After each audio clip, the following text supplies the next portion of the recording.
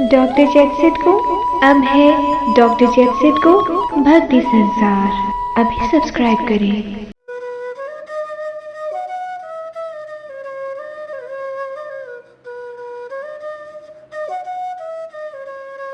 जय श्री राम श्रोताओं, सावन की पूर्णिमा तिथि को राखी का त्योहार मनाया जाता है। इस साल सावन पूर्णिमा यानी रक्षाबंधन का त्योहार 11 अगस्त गुरुवार को मनाया जाएगा। इस दिन सभी बहनें अपने भाइयों की कलाई पर राखी या रक्षा सूत्र बांधती हैं और भाई की लंबी आयु की कामना करती हैं। सामान्य परंपरा के अनुसार रक्षाबंधन के दिन बहन अपने भाई को तिलक लगाकर हाथ में नारियल, रुमाल, दक्षिणा रखती है। फिर राखी बांधकर मिष्ठान खिलाकर मुख मीठा करती है। जल्दी से जानते हैं रक्षाबंधन का शुभ मुहूर्त क्या रहेगा। सावन माह की शुक्ल पक्ष की पूर्णिमा तिथि 11 अगस्त को 10:38 पर शुरू होगी, जो 12 अगस्त को सुबह 7:05 पर समाप्त होगी। और राखी बांधने का शुभ मुहूर्त क्या रहेगा? सवेरे 9:28 से रात के 9:14 तक। श्रोताओं, रक्षाबंधन से संबंधित अनेक पौराणिक कथाएं हैं। इसकी एक कथा भविष्य पुराण में इस प्रकार है। प्राचीन काल में एक बार देवताओं और दैत्यों के बीच युद्ध शुरू हो गया, जो 12 वर्षों तक चला। अंत में देवताओं की पराजय हुई तो वे सब अमरावती छोड़कर चले गए और विजेता दैत्यराज ने तीनों लोगों पर अपना अधिकार कर लिया। उसने सभी को यज्ञ कर्म न करने और अपनी पूजा करने का आदेश दे दिया। धर्म का नाश होते ही जब देवताओं का बल घटने लगा तो इंद्र घबराकर अपने गुरु बृहस्पति के पास पहुंचे और उनसे इस विपत्ति के शमन का उपाय पूछा। आचार्य बृहस्पति ने इंद्र से श्रावण पूर्णिमा को रक्षा विधान संपन्न कराया।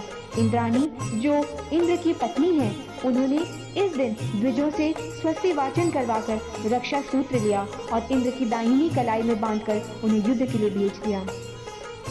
रक्षाबंधन के प्रभाव से इंद्र की जीत हुई। बहनें भाई को राखी बांधते समय यही अपेक्षा करती हैं कि वे सब प्रकार से उनकी रक्षा करेंगे, आजीवन करेंगे, आपातकालीन परिस्थिति में सुरक्षा का दायित्व संभालेंगे। जिस मंत्रोच्चारण से देव गुरु बृहस्पति ने रक्षाबंधन का विधान कराया था वह इस प्रकार है। येन बद्धो बलि राजा दानवेंद्रो महाबल तेन त्वामनु बंधनामि रक्षे माचल माचल।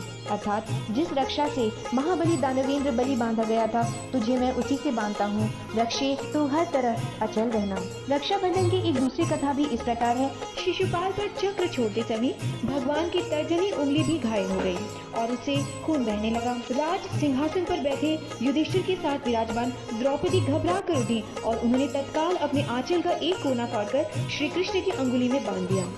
बहन द्रौपदी के इस उत्कट स्नेह को देखकर भ्राता श्री कृष्ण भाव विभोर हो उठे तथा उन्होंने द्रौपदी के इस सौहार्द को अपने ऊपर ऋण माना। इसी बंधन के ऋणी श्री कृष्ण ने दुशासन दुर्योधन द्वारा चीरहरण के समय द्रौपदी की लाज बचाई थी। द्रौपदी ने भगवान श्री कृष्ण को अपना भाई माना था, इसीलिए उन्हें जीवन भर द्रौपदी की रक्षा की। श्रोताओं, सावन माह की पूर्णिमा तिथि को जब हम रक्षाबंधन मनाते हैं तो इस बात का खास ख्याल रखें कि भद्रा तिथि न पड़ रही हो और यदि पड़ रही हो तो भद्रा काल में राखी न बांधें। आप सभी भाई बहनों का ईश्वर करेंगे कल्याण। तब तक के लिए राम राम।